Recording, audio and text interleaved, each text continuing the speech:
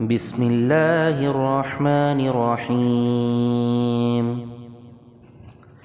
يا أيها المزمل قم الليل إلا قليلا نصفه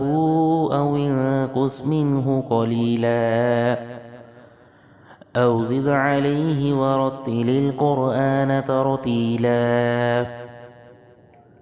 إنا سنلقي عليك قولا ثقيلا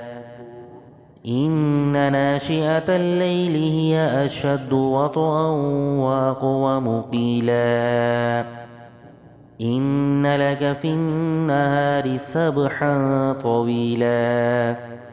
واذكر اسم ربك وتبتل إليه تبتيلا رب المشرق والمغرب لا إله إلا هو فاتخذه وكيلا واصبر على ما يقولون واهجرهم هجرا جميلا وذرني والمكذبين أولي النعمة ومهلهم قليلا إن لدينا أنكالا وجحيما وطعاما ذا غصة وعذابا أليما يوم ترجف الأرض والجبال وكانت الجبال كثيبا مهيلا إنا أرسلنا إليكم رسولا شاهدا عليكم كما أرسلنا إلى فرعون رسولا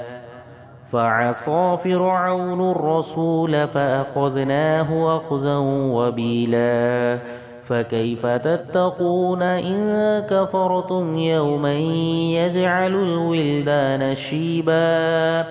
السماء منفطر به كان وعده مفعولا إن هذه تذكرة فمن شاء اتخذ إلى ربه سبيلا إن ربك يعلم أنك تقوم أدنى من ثلثي الليل ونصفه وثلثه وطائفة من الذين معك والله يقدر الليل والنهار علم أن لن تحصوه فتاب عليكم فاقرؤوا ما تيسر من القرآن علم أن سيكون منكم مرضى وآخرون يضربون في الأرض يبتغون من فضل الله وآخرون يقاتلون في سبيل الله فاقرؤوا ما تيسر منه وأقيموا الصلاة وآتوا الزكاة وأقرضوا الله قرضا حسنا